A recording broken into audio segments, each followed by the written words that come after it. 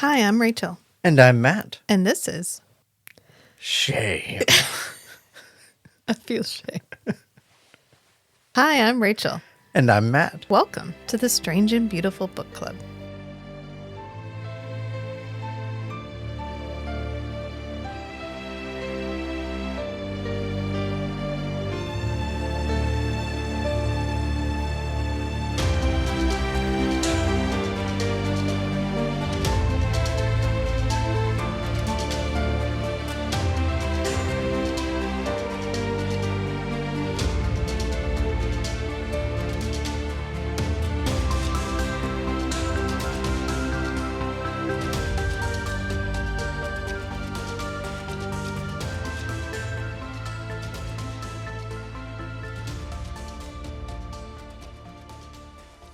Okay, it's time for a movie episode. And we're going to be talking about Underwater, released in 2020. We liked this movie. Yes, I thought it was really good. The shade that this movie gets in reviews just because Kristin Stewart is in this movie. Shame. Shame. Fucking shame on all of you. Yes, she was in Twilight. Oh, God, she was in Twilight. Years ago. Literally 15 years ago. Can we all just collectively shut the fuck up about it now, People please? grow. I'm sorry. We really try not to be judgmental on this podcast, but honestly, lots of people who have been in some really shitty movies and we let them live it down. Can we fucking let her live it down, please? We did for Robert Pattinson. The contract of tolerance. It's okay to be judgmental about people who are not judgmental. tolerant. Yeah. Judge not lest thee to be judged. Yep. Yeah. I mean, Robert Pattinson has been in other things. And then he got to be the Batman and everyone was like, oh, okay, yeah, he's great. He's the Batman. No one's like, oh, gross. He was in Twilight. This is the skin of a killer, Bella. Get the fuck out of here. I'm so tired of it. Somebody gave it a low review because Kristin Stewart doesn't spit out her toothpaste at the beginning. What? That doesn't even make sense. Can we calm down? And everyone's like, oh, it's Kristin Stewart. She's the same character she is in every movie. Fuck you, no, she's not. She's a great actress. I'm so glad she's finally found herself. She's brilliant and beautiful in this. And just shut up, honestly. I saw a thing about this interview with Robert Pattinson about Twilight. And he's like, God, I hated it. And during filming, he was like, I don't really like how this is written. Like, this character should be, like, more mature. Like, I'm going to play this a little more, dramatic. Like, he actually has a personality. And, like, it's kind of weird that he's leching after this teenager. Yeah. And they were like, no, you need to be more broody. Yeah. This is how you are in the book. Be like you are in the book. And so he was talking to, like, his agent and, like, whatever. And he's like, what are they going to do? Fire me? They hired me. Like, I signed the contract, all this stuff. And then after a few days of filming where he was just playing it like a more serious, dramatic role, his agent was like, dude, you need to do what they say because they're going to fucking fire you. Yeah. And so he got broody. He did what he had to do to get his money. He did what he had to do. To get his money. To get his money. Yeah. He got paid, y'all. Kristen Stewart did what she had to do to get paid. Yeah. Just shut up about it already. Yeah. The amount of, oh, she's the same character. They weren't complicit in writing and enforcing the novel. Yeah. And then, like, T.J. Miller is in this, and T.J. Miller is the exact same character, even when he's just a voice, like in a voice character for a voice actor. Like Fred from Big Hero 6. He's the same character, even when he's not physically in it. But we can't give Kristen Stewart any slack. Yeah, and yet, oh, T.J. Miller's so, well, he's not funny anymore. Actually, we don't like T.J. Miller anymore. But at the time, it was like, oh, he's funny. He's the funny guy. Haha. Nobody gives him shit for it. And yet, Kristen Stewart, I've heard this referred to as the glass floor. Yeah. And it's like every woman is expected to break the glass ceiling. We all have to be pushing upward. We all have to be lifting each other up. We have to be achieving. We have to be the CEO. We have to be the whatever, which is great. If you have that kind of ambition, I'm so happy for you. But what we also need to be working on is the glass floor. A female actress needs to be able to be as mediocre as a mediocre white dude actor and still get the same kind of accolade. Think of Christopher Walken. Has Christopher Walken ever in his entire career played a different character? No. Maybe a couple of times. But at this point, you hire Christopher Walken because you want Christopher Walken in your movie. And then you just give him a different name. You don't make him a different character. You just give the Christopher Walken character a name. That's why you have him in there. And that's perfectly fine. Are there any female actresses who are the equivalent of this? Maybe, I mean, there's Rebel Wilson, but Rebel Wilson isn't achieving the same level of whatever because everybody's like, okay, well, that character's done now. You know, they'll have this moment of funniness where it's like, oh, we hire Rebel Wilson to be in all these things because she's going to be Rebel Wilson. And then all the while they're like, oh, she's just Rebel Wilson again in this. There's actually, I forget what the word for it is, but there's like a trajectory, a predictable curve of the more popular a female actress gets, the farther her fame will fall because it inevitably will. It always will. Think about Jennifer Lawrence. How for a while there, Jennifer Lawrence was in everything. And then it literally reaches a peak. And then all of a sudden, she could do nothing right. There was absolutely nothing she was in that anybody liked anymore. And she had to fall and wait. And now she's finally coming back and being in things again. And that happens predictably every single time. And I really think we need to unpack that as a culture. The fact that we expect so much from women and we expect so little from men. This happens a lot to like minority women.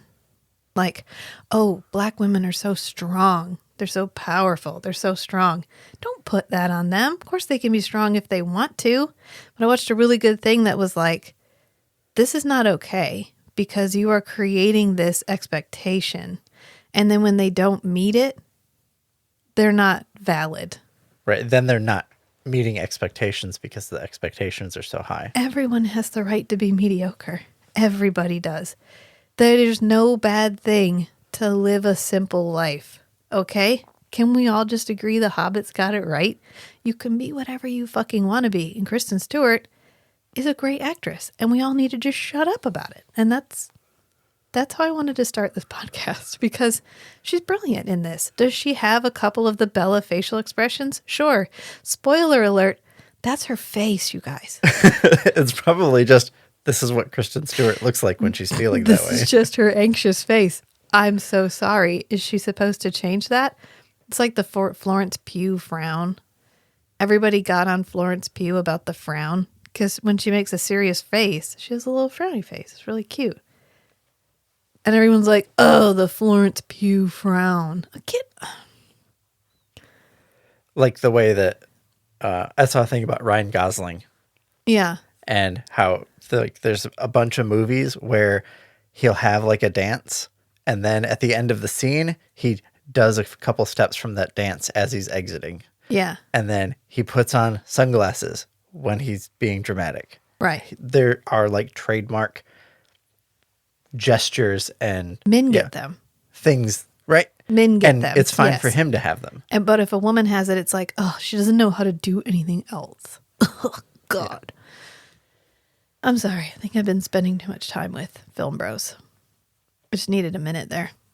Because somebody else did this, and everyone was like, oh, isn't Kristin Stewart in that? And I was just so triggered. Like, I was just so triggered by it. I was just like, oh, God. Seriously? It's a great movie.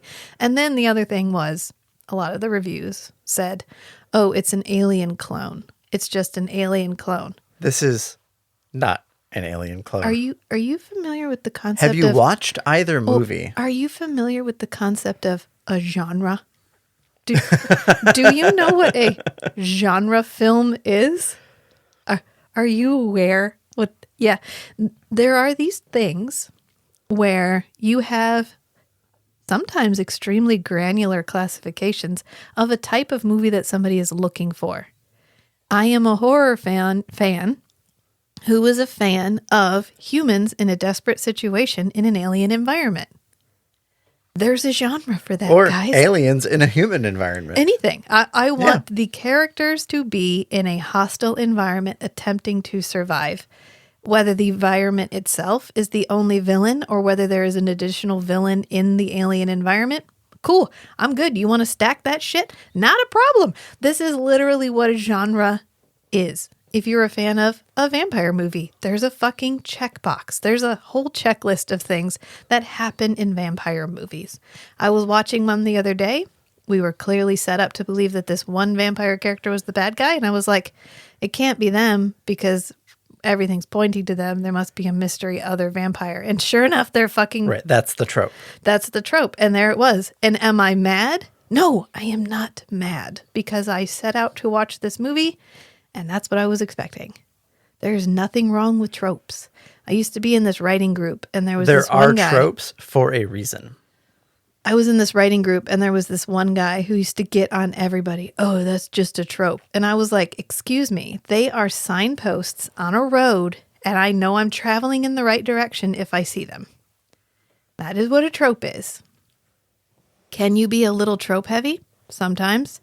Is it fun to see somebody subvert the trope? Sure. Are tropes something to be avoided full stop? Absolutely not. We're looking for them. As a genre fan, you're looking for them. This movie was similar to Aliens. We had the something jumps out of a corpse at the faceplate, like POV scene. Yes. We had the we examine the alien creature under the light scene. There's a newly discovered monster. But is this the only movie that's ever done that? No. And in fact, he had quite a few nods. If you read the trivia on IMDb, apparently he had quite a few nods to Aliens, and everyone's like, oh, that's because he wanted it to be an Aliens clone. No, it's probably because he likes Aliens, and he wanted it to be like an homage. Okay. Like Love had a lot of homages to 2001: A Space Odyssey. Correct. Because if you are the type of person who gets into film for the love of film, you have films you love, and there's ones that you get the references, and you're like, oh, the person who made this movie enjoys this genre of movies as much as I do. Yeah. And they give a gesture, a reference to, hey, here's this other movie in this genre that I really loved, and I love it so much, I want my movie to be associated with it, even if it's just by this indirect reference. It's a way of talking to people who are just like you. Using it's like a familect. There's a thing called familect where when you have a family that's together all the time, even just a group of friends, you get a dialect. You get a unique dialect. References, quotes, inside jokes. Anytime you listen to a podcast, you can probably hear it develop. Where, like in Feast, Sheath, and Shatter, we have a running joke. We have running jokes about, get out the PowerPoint projector. Get out the, my vis-a-vis. Fetch my vis-a-vis. Fetch my vis-a-vis. Yeah. Well, okay. And come into 81 Kilo, it's go around. Go around. Yeah. Exactly. And when you are watching movies like this, there's almost a familect. There's a way that horror fans talk to each other in movies. A horror fan making the movie and the horror fan watching the movie have a language that they expect to see. Because it's a way of saying, I see you, you're like me, I've made this for you. And I definitely see that in this.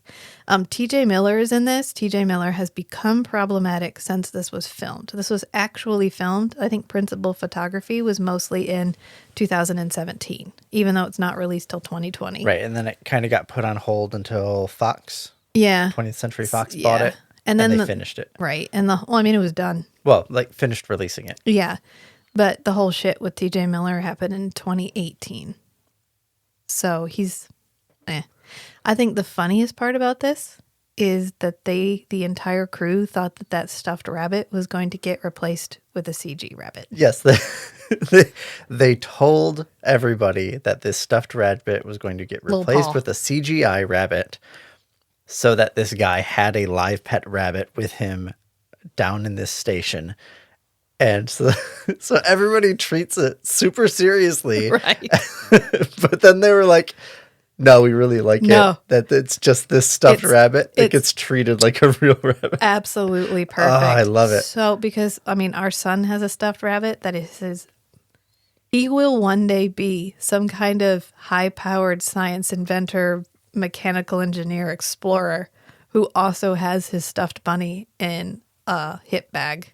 Yeah. Everywhere he goes.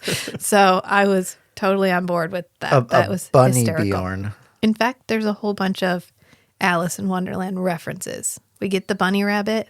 Yep. And then his suit has "We are all mad here" on the back. Yep. And we see a Queen of Hearts playing card. And I think he uses a quote that's like, "When you're lost, all roads lead to where you're going," which the Mad Hatter says. Yeah. And he has the Mad Hatter tattoo on his chest, which is cool. I always love when we fold in these. We are in a world that is not like our world. Right. Something has fundamentally changed about the universe. We've gone down the rabbit hole. They literally go down because they go down that long elevator. This was really scary, actually, because I have the very obscure, very interesting phobia of submechanophobia, where I don't like human-made objects in the water. Specifically having to like see them or be around them. Yeah, it freaks me the fuck out. The idea of like shipwrecks, piers. I can't swim around piers or be near piers because the like man-made posts in the water freak me out. Don't ask me to explain that. That's just one, nobody needs to explain their phobias. You just get to have them, okay? It's like a collector's set. I have that card in my collection. Congratulations. I got the booster pack that you got at birth. That one was in mine, okay?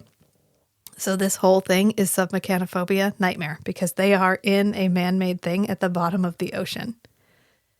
And we've been following William Eubank. This is the end of our William Eubank unofficial trilogy. Yeah. It's kind of like the Cornetto trilogy. It's not really a trilogy, but it kind of is a trilogy.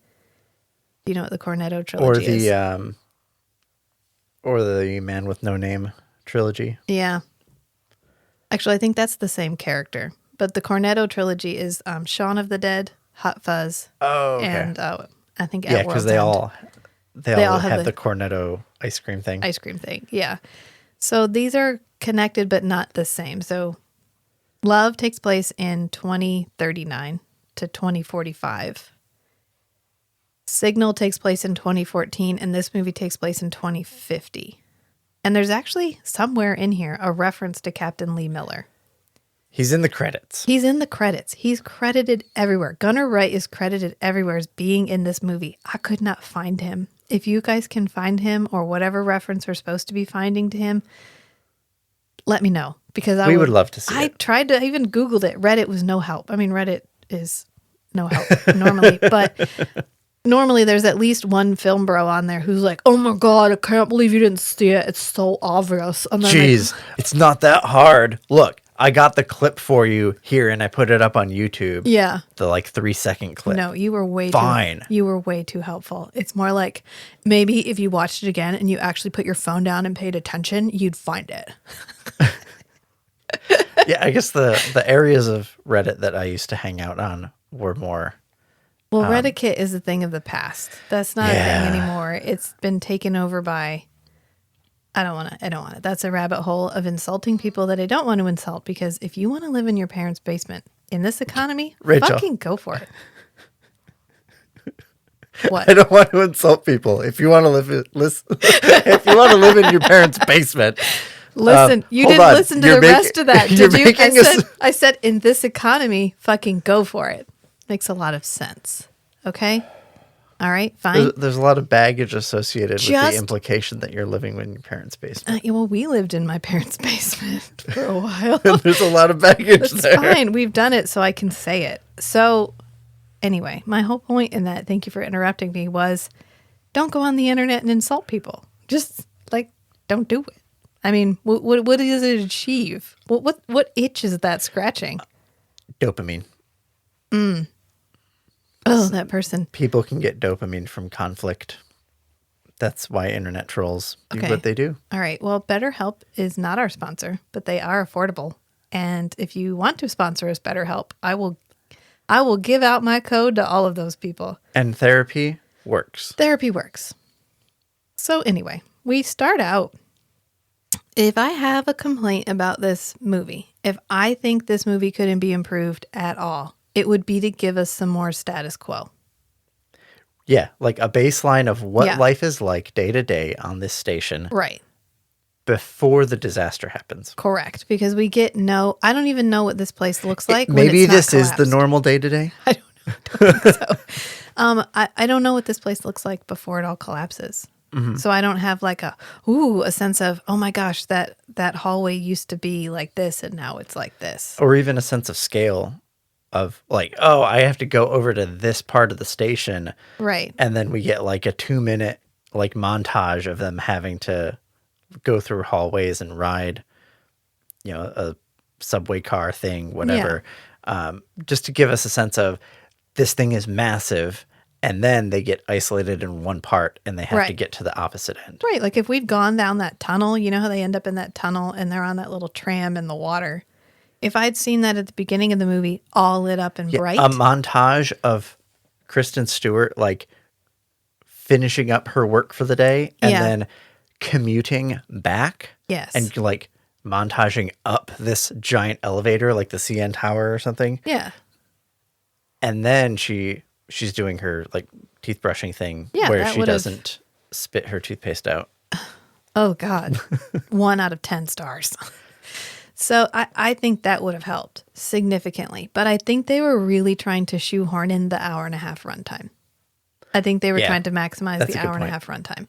And what we get with that is just a little bit of like scenery where we just kind of walk around the whole, like a couple of corridors. And then we get Kristin Stewart. Oh, you know what else might have been? A budget limitation, because they actually reused the Kepler sets for the Roebuck. They only had $80 million to film this movie. And we have some pretty big names. We have Kristin Stewart. We've got TJ Miller. We've got the French guy from Ocean's 11. Whose name is Vincent Cassel. And also, I'm going to murder this guy's name, but it's Momodo. Oh, yeah. Athie? I saw it on the credits. Mamadou Athie. French. Mamadou. And which character is that? That's Rodrigo. Yeah. Gotcha. Yeah. Yeah. And another thing I saw was like, oh, the black guy dies first. There are things called tropes. The 2 people running down the corridor die first, technically speaking. Yes. And then the blue-eyed lady that they find who's still warm when she moves her hand dies third. And then Rodrigo dies. I'm not saying that doesn't happen. I'm not invalidating and there's that thousands of other experience. people that we never see. That's another thing we don't get station. is we don't get how many people work here. Like, what's the true cost of this? Because I don't know how many people are stationed here. Right. We know that there's only, 22 pods in the one pod bay that she goes to? Yeah, on that pod bay. Yeah. I thought for sure the captain was going to be a bad guy because we go through, she finally gets. I know, we get so many vibes, and then we even get his locker on the other abandoned rig. Yeah. And I was sure there was going to be some reference to him being involved in some secret plan. Right. But maybe there was, and they just cut that out. They were probably like, it's just distracting. I think this is one of those things where if you want it, you can have it. If you don't want it, you don't have to have it kind of thing. Because when we go to that second location, the one that he's like, oh, no, that doesn't exist anymore. We're not going to go there. The vibes are off in a way. The vibes are not immaculate. What? That's a thing. The vibes are immaculate. I've never heard that. Okay, well. Okay. Yeah, the vibe weirdness is there if you're sensitive to it, and you can infer. Right. Well, somebody asked William Eubank about it, and he was like, well, if you want to read more into it, everything you need to read into it is all in Sherman Station. Because when she goes to Sherman Station and she opens his locker, there's a picture of Cthulhu. Oh, there is? Yeah. And the map that he has is a pentagram. Oh, I was looking for some piece of information on the map, but I didn't notice the pentagram. Although technically, since this doesn't have wings, it's Shoggoth instead of Cthulhu. Yes, Cthulhu has wings because the race that Cthulhu is part of used to be able to travel interplanetary space by their own special abilities, but then they got to Earth and they forgot how. they kind of devolved. Yeah. Yeah. And in the whole Lovecraftian mythology, that's why it's the Tian Corporation. It's TIAN Corporation. Right. Yeah. But in the Lovecraftian, mythology, there is a group of people who are bringing about the coming of Cthulhu. Right. Right. We listened to that book. There's like a short story we listened to, and it was really cool. There were like all these gods, and this guy ends up becoming a courier for them. And then at the end, it's revealed that it's all for Cthulhu, and it actually felt like, oh, God, fucking okay. I read like From the Mountains of Madness or Across the Mountains of Madness. It was like 3 Cthulhu-ish stories. That was interesting. Maybe we'll do them for the podcast. Matt did an eye thing, like, yeah. Anyway, so that's kind of your, hey, you want this to be about Cthulhu? Here's some little crumbs for you. And if you just want this to be a big evil sea monster that pops up out of the depths because we like a Balrog. Like we delve too greedily and too deep, then that's fine too. And they're great. This is great. Because at first we don't really know. It's just a collapse. Is it an earthquake? Was it a strong earthquake? Because we get that. The gradualness, the I guess slow reveal. The slow reveal of the monster is that was perfect. A chef's kiss. Yeah. You can't blow your monster load. So another movie we reviewed on the podcast was we talk about reviewing the movie. I don't know if we review the movie or if we just discussed the movie. Yeah, we shot the shit about this Pandorum. Pandorum correct. Was a great movie. It had more potential that was kind of wasted by doing a full reveal of the monster. Way too soon. Yeah, they blew their monster load like right off the bat. And then we had to ramp it up so much each time we met the monster that by the end you were like, this is just ridiculous. Right. Like he's wearing dead skin. Yeah. Oh, whatever. He wrapped himself in like mutilated flesh. Well, that's okay. Oh, yeah. I'm checked out at this point. Although that happens underwater too. At the bottom of an ocean. And they're all trying to escape. Oh, yeah. Yeah. Yep. But yes, the slow reveal is perfect because at first, is it an earthquake? I don't know. It's just a contained space in a hostile environment horror for a very long time, which works really well because we connect with the captain and then we kind of pick up crew as we go along. We get Rodrigo, we get TJ Miller's character, Paul, and Paul Jr., the stuffed rabbit. And then we get, although when he comes out, I wanted to address this. When he pops out, he calls her, hello, my beautiful flat-chested elven creature. That's what he said? Yeah. Oh, I missed that line. Wow. I wonder if he snuck that in now knowing more about TJ Miller than we knew in 2017. Yeah. Did you have to throw in flat-chested? It's bad enough she spends this entire movie in her bra. Right. Anyway.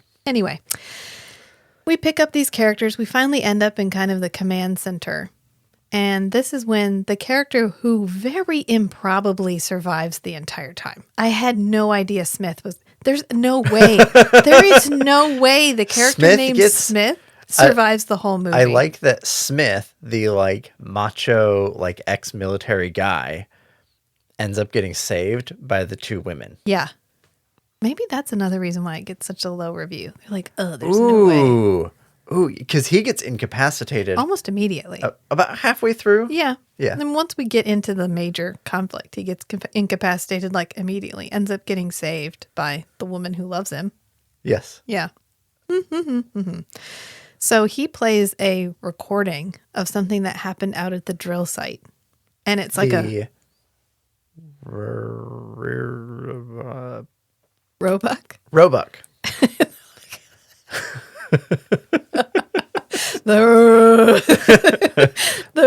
word escape. Usually when I know what letter the word starts with. Yeah. When the words disappear. Correct. And when I start making the first, like, if I can make the first syllable correctly, the rest of the word comes. Right. So I'm going like ra, re, ru, ra. I remembered that one because I got Kepler. That's Johannes Kepler.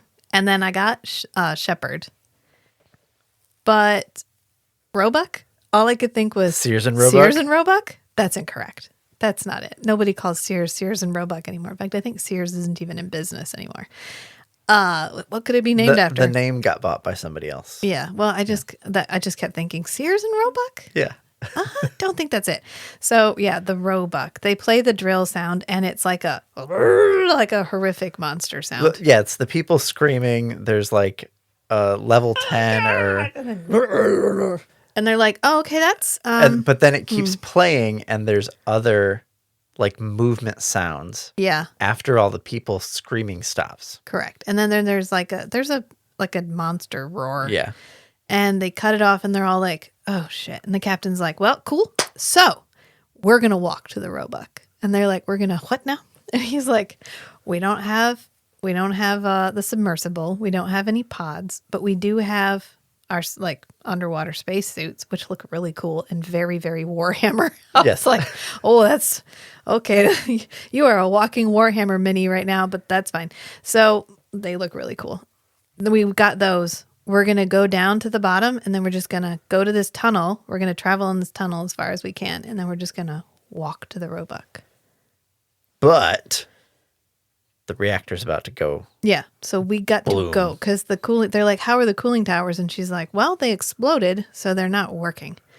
Why couldn't you just flood the reactor? Or they collapsed. That's a very good question. Mm-hmm. Is it? That's a very good question. It's an excellent question. You are surrounded by seawater. I would, having casually studied nuclear engineering for fun. For funsies. Potential career path. A meltdown usually isn't an explosion. Sometimes there is an explosion because hydrogen gas can be a byproduct in the like cooling tank, and if you're not venting off the gas, it happened at Fukushima, it happened at Chernobyl. Yeah. The explosions at those places were the buildup of hydrogen gas in the giant concrete shell around the whole reactor assembly. And that hydrogen gas ignites and boom. But you don't get like an atom bomb explosion from a nuclear reactor meltdown. I'm fine with the gigantic explosion from a reactor meltdown. We can just retcon it and say, oh, they were using some new reactor design. Correct. That is like miniaturized so that it's more portable to be constructed into this underwater station. Nuclear reactors in the ocean, probably fine. Water's a great moderator for radiation. So we don't really have to worry about like the people getting radiation poisoning. Yeah. Anyway, this constraint, this adds a time limit to their mission because they need to go to basically where the reactor is to get on the elevator to go down. Yeah, they just got to run.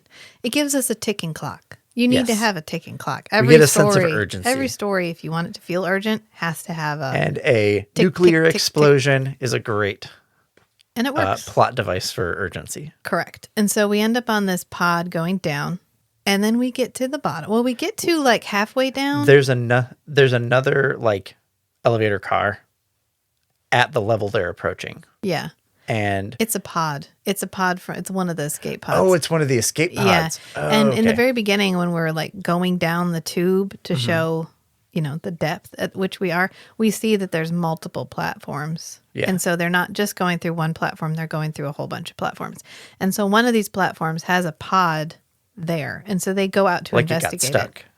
Something happened. It didn't go up. It went down. And they were like, oh, maybe it had a half charge or something. And so this air-filled pressure chamber sank. I thought they all float down here. It's fine. fine. So they go out. This is the funniest part, though, because TJ Miller's like, okay, so what do we do when we find the body? And they're like, you're not going to find a body. And he's like, they're going to be, we're looking for a survivor. He's like, okay, so hypothetically, what happens if I find the body?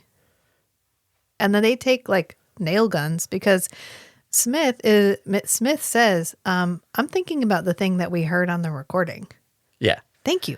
I don't think there was a moment in this where I was like, why are you so fucking stupid? Right. Paul kept asking Captain Lucien, what do we do in the event of a body? And he's like, he doesn't want to get morale down by discussing this. Right. So he's like, just don't ask. Yeah, just don't ask.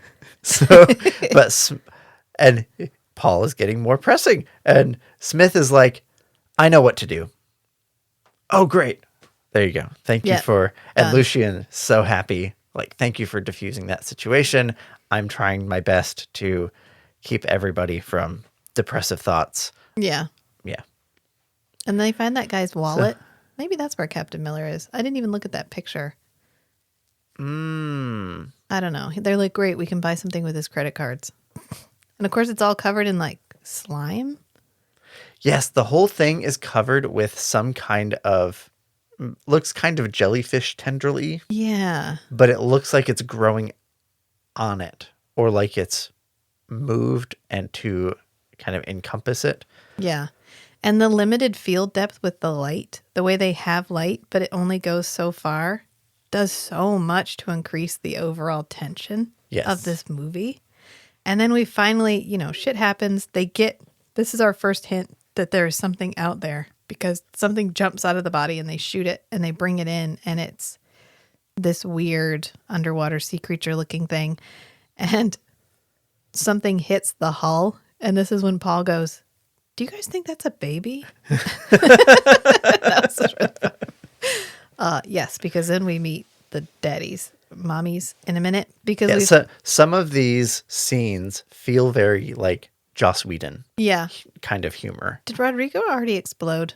I think Rodrigo already exploded because they have to go down in the water to get into the pod. After they get out of this container, I think it's at the bottom of the elevator, they go out into the water and they start walking, and it's almost immediate that Rodrigo explodes. He gets a damaged helmet and they have to walk through his pieces to get outside. There's screaming. But then there's gagging. Then we get the part where they're walking over to the tunnel and the camera pans around and there's like a silhouette up in the light. Yeah, they're walking toward the base of the building. And brilliant choice making them humanoid. Yes, because humans are very good at picking out human silhouettes. Yeah. Or like bipedal silhouettes. And so we watched this and I was like, oh shit, there was something on the outside. And Rachel's like, no, there fucking wasn't. Rachel's already like kind of creeped out. I was so panicky this whole because they're approaching a man-made thing under the water. Add on top of that, this is deep, deep, deep ocean. Yeah. Which just compounds Rachel's issues with the whole thing. And so Rachel rewound it. And so she was like freeze framing. Yeah. And she was like, oh, I see it. And I said, that's not even the one I saw. I said, keep going. Freaky. And there's another one just sitting up on a ledge. Oh, God, scared the shit out of me. And then they get in there. So effective. They get in there. And then they go on the little thing, the little tunnel rider. The mover. The people mover. And they get to a point where the tunnel is mostly collapsed. And so they have to swim through this. On that topic about how this thing is just called a mover. Yeah. I saw a thing a while back about, I can't believe when they added sound to movies, they called them talkies. Like, how like original is that naming thing? Movie? And then I realized what movie meant.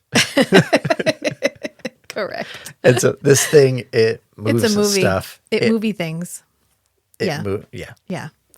And they get to a part where the tunnel's collapsed and then we have to go underneath. And as soon as Paul gets the moon pie and hands the moon pie to Smith and he's like, here, give this to your lady. I was like, oh, that's it. He's next. Sure enough, I was correct because he comes to his credit, as soon as he knows something's in the water, he's like, cool, not waiting. And he just goes underneath and tries to get, but he's a little bit too late. Something gets his line and ends up grabbing his foot and it pulls his whole leg off. The characters actually die in the order that Nora finds them. So she finds Rodrigo first. Rodrigo dies first. She finds Paul. Paul dies. She finds the captain. The captain dies. Yeah, and the Emily and Smith were in the command center when her and the captain and Ricardo and Rodrigo all arrived. Correct. At the command center. Yeah. So they were the last. So everybody that she met on her path dies. Yeah. The two people that were already in the command center when she arrived, they get to survive. Yeah, and I love that they take the stuffed rabbit from him. That's his first instinct. Yeah, he gets out, takes his helmet off, and then takes the bunny out. Well, he goes... Because it's supposed to be a live bunny. Well, he goes, there's something in the water, and they're like, oh, quit bullshitting us. And that's when it starts to pull him, and he reaches in and grabs his stuffed rabbit and hands it off. Yeah, and they all just hand take it across. Yeah. Brilliant. The stuffed rabbit, I don't know why, but for me, when we have something like this tiny little... The sentimental this piece. tiny little piece of sentimentality that doesn't make any sense.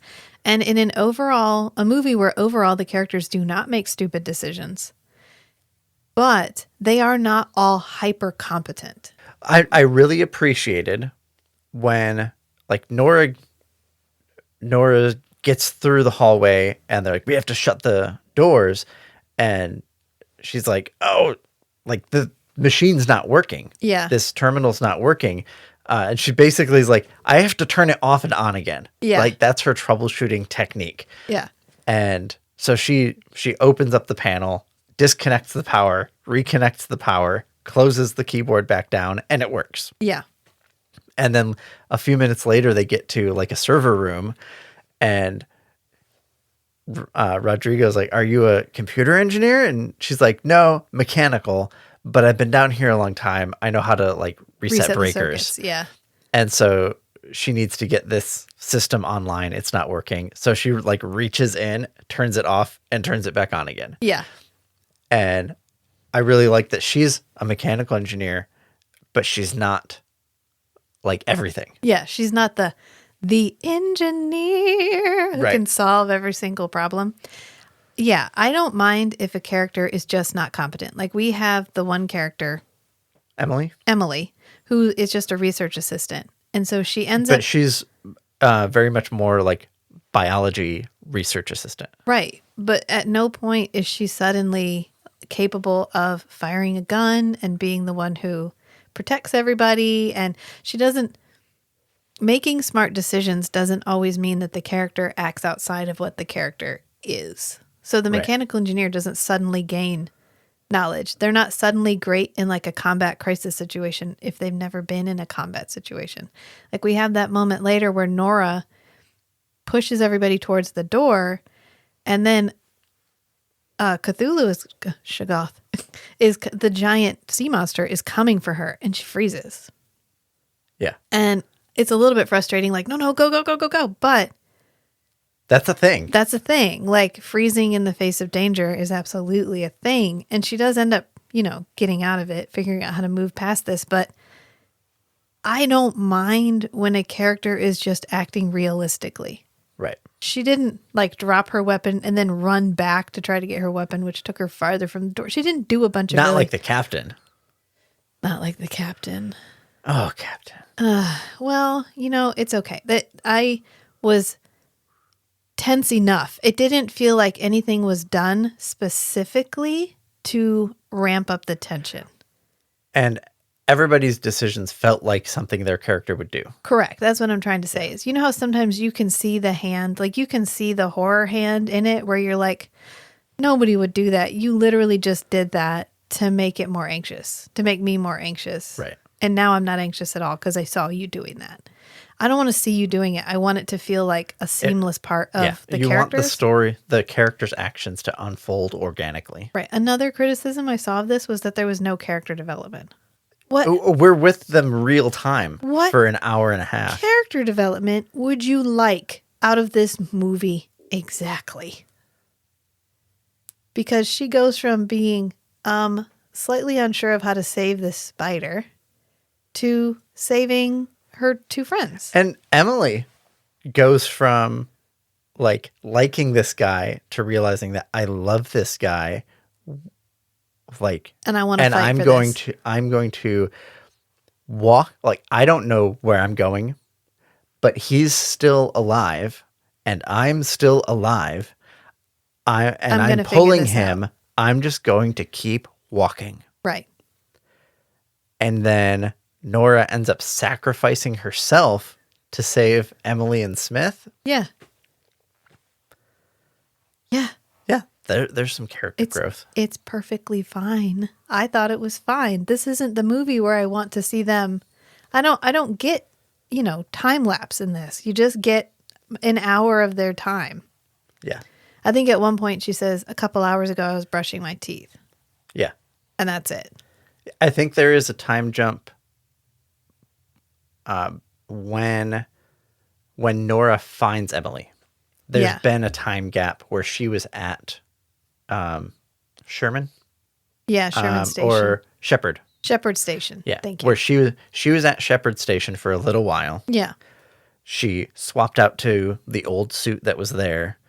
And then she found Emily. Which is even more Warhammer because it has spikes on the shoulder pad, on the shoulder piece. Yeah, it's like extra resources or whatever. And she gets a flare gun, which is how we get our first real vision of the monster. Because we think it's just these humanoid creatures, but those are just the clingers. They're like things that live in its pores. Right. And it's this actual giant. I'm capable of destroying a 60,000-ton drill creature. And then in the end, she overloads the reactor by pushing the overload the reactor button. Just like, she pulls up the picture and she just goes, okay. She's the mechanical engineer. Yeah. Mechanical engineering is, I guess, power generation fits within the field, the scope of mechanical engineering. Yeah. So it would have been within her wheelhouse to be in charge of the reactor. Right, but she just pulls up a picture of the reactors and just slides the temperature gauge up. She pulls up the debug menu with all the safety overrides disabled.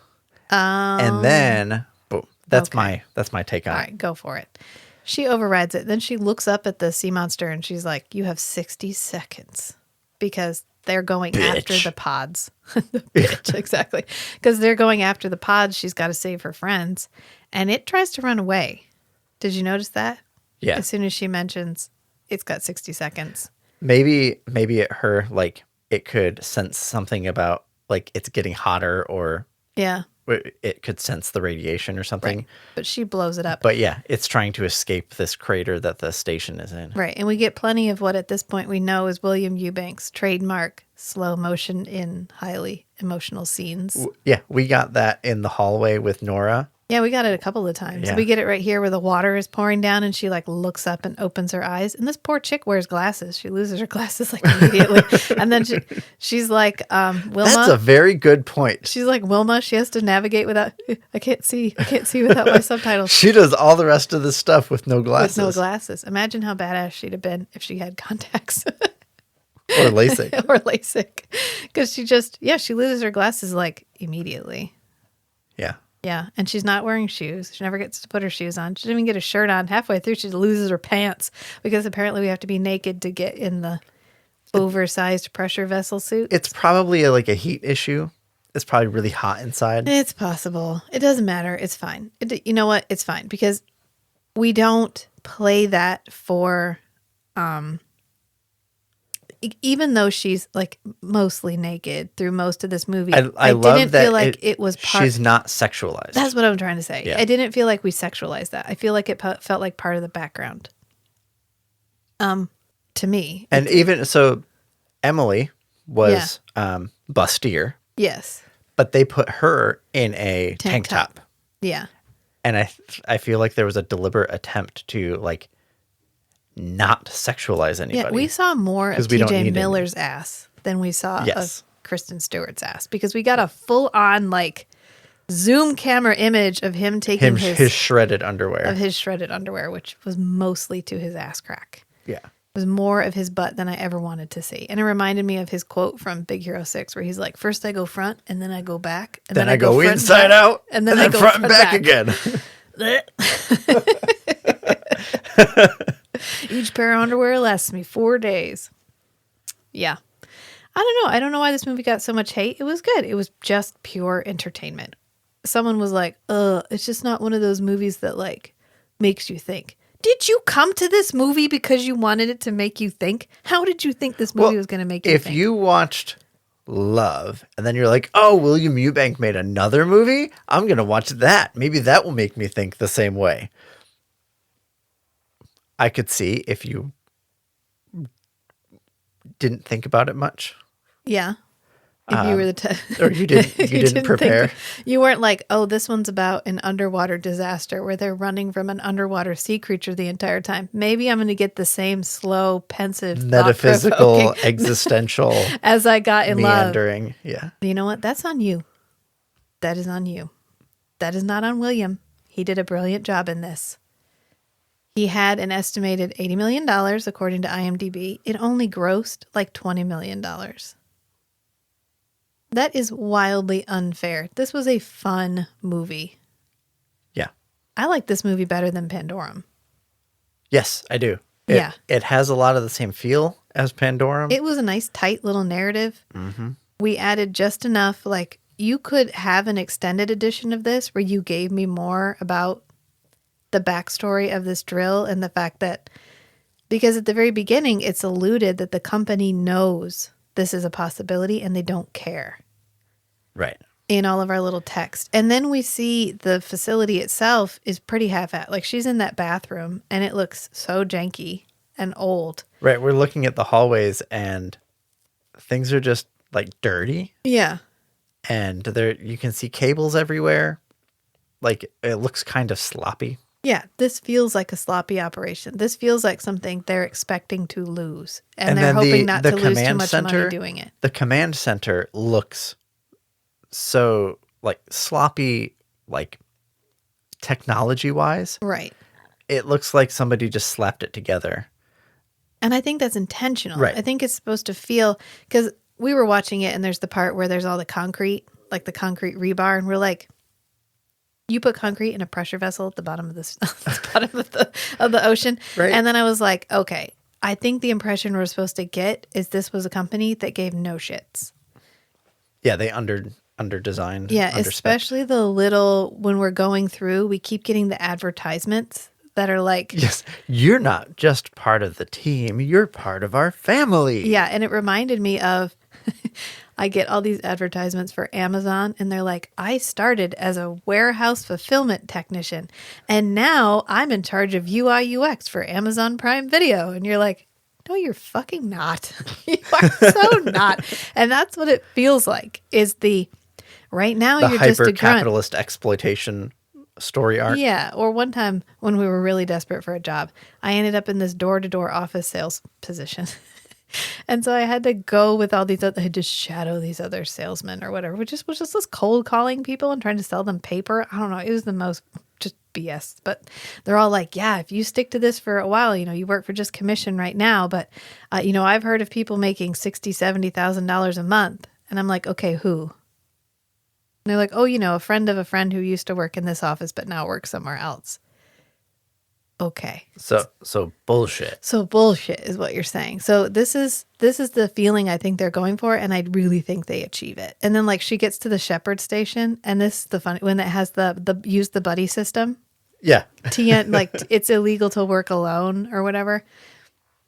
That's how it feels. It feels like trying to think of how to describe this. It doesn't feel like a science mission. It feels like a corporation put this together. And they like in Atlas Shrugged, when she takes all of the diesel burning engines out of that one line and just puts wood burning engines because she knows they're going to get taken over. And so that way they don't lose any money. Right. Or they lose as little money as possible.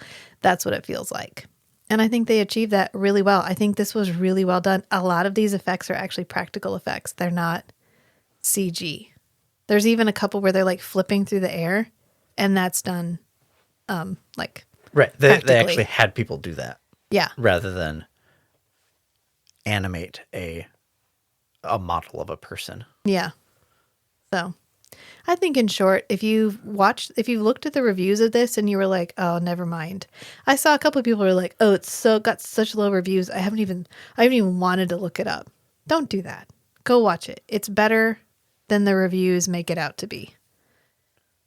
Did it change my life? Was it a revolutionary horror movie that I felt like I've never seen before, like Mandy? No. Was it entertaining? And I don't want my hour and a half back like I did at the end of Prince of Persia. Yes, it was great. I loved my entire hour and a half.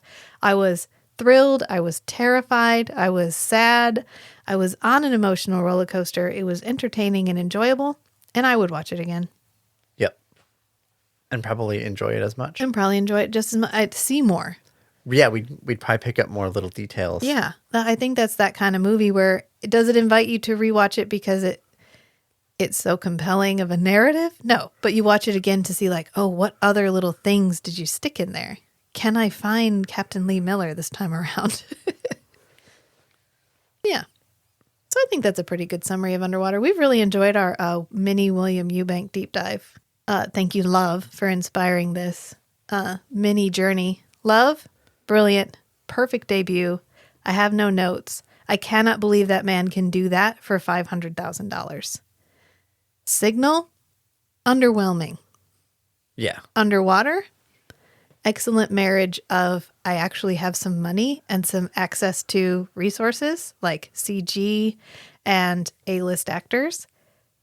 Not that we don't love you, Gunnar. I'm just saying, but you have more in your hands to work with, right? And he still knew what to do with, right? Like, can you scale up? Yeah, can you scale up? Yes, I think William Eubank did an excellent job scaling up. And we'll be excited to watch his next production. Yeah, we'll have to see what... I think he's been a director on at least a couple other things. What's he up to now? We'll look it up, and then maybe we'll do another mini run of his movies in a little bit. Yeah. Yeah. So remember, sometimes the strangest things are the most beautiful, too. So be who you are and love what you love. Until next time, friends. Bye. Bye.